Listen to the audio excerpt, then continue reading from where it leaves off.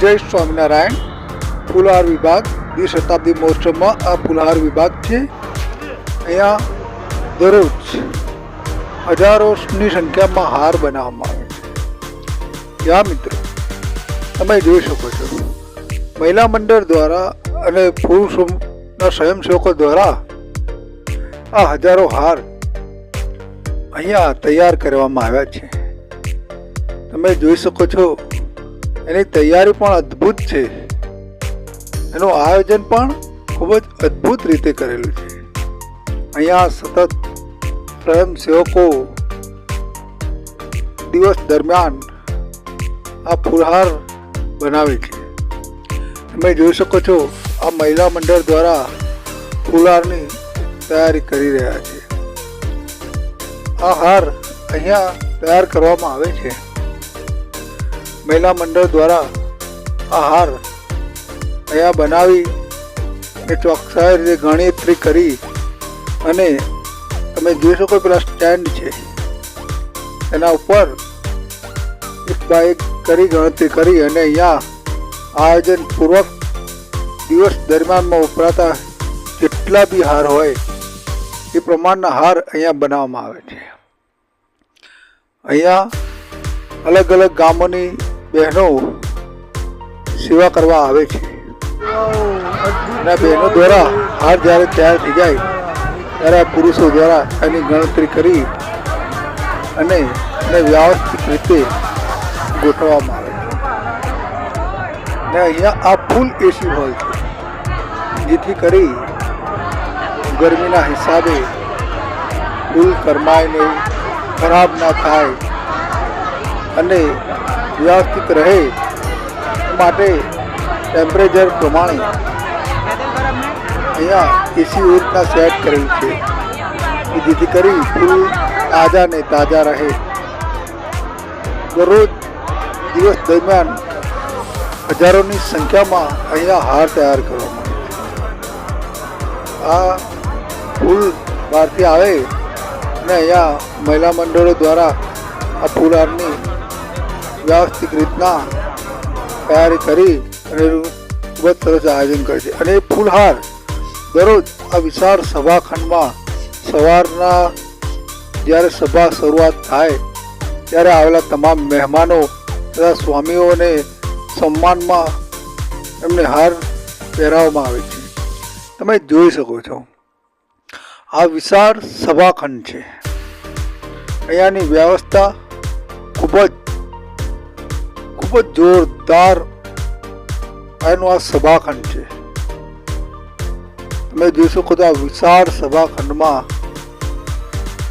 50 થી 60 હજાર માણસ એક સાથે બેસી અને ભગવાન શ્રી સ્વામિનારાયણની કથા સંતોના મુખેથી સાંભળી અને ભક્તિનો અનેરો રસ પ્રદાન કરે એવા વડતાલના પૂજ્ય સંતો દ્વારા અહીંયા બહારથી પણ આવેલા સંતો દ્વારા જે કથા થાય, જે જ્ઞાન મળે, જે ભક્તિરસ મળે તેના માટે સ્વામી કથા કરે છે.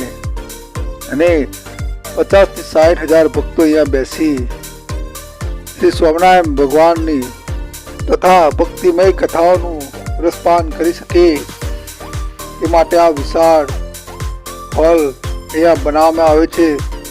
આ સભા મંડપ ખૂબ જ વિશાળ છે.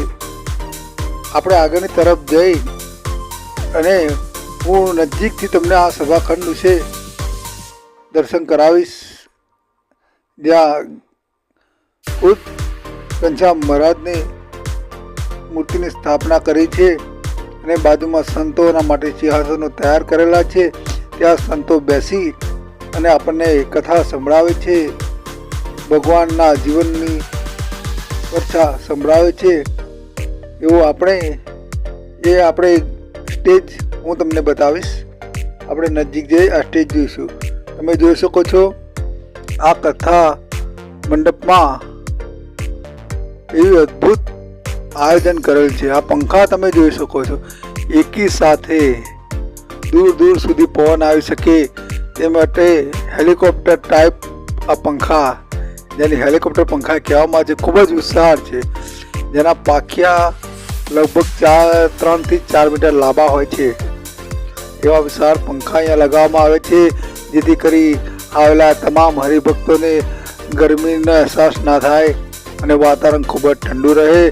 આ તમે જોઈ રહ્યા છો સભા મંડપનો આ સ્ટેજ છે અને આ આવેલા તમામ મહેમાનો માટે પણ બેહવાની ખૂબ જ સરસ વ્યવસ્થા કરેલી છે, જેથી કરી આવેલા કથા મંડપમાં બેઠેલા તમામને કોઈ પણ જાતની તકલીફ ના પડે. તમે જોઈ શકો છો વડતાલ મંદિરમાં જે રીતે 3 મંદિરમાં મૂર્તિ બિરાજમાન છે તે રીતે અહીંયા મૂર્તિ પણ બિરાજમાન કરવામાં આવી છે. અને અહીંયા અલગ અલગ ગામથી અલગ અલગ મંદિરથી સાધુ સંતો આવે છે અને અહીંયા કથા કરે છે. આ ખૂબ જ સરસ સભા મંડપ છે.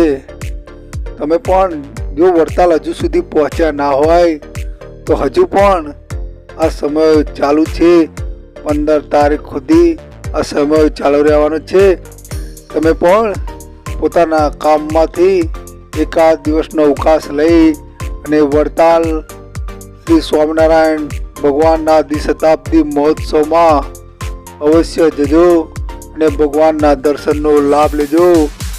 એ સાથે સર્વને મારા જય સ્વામિનારાયણ.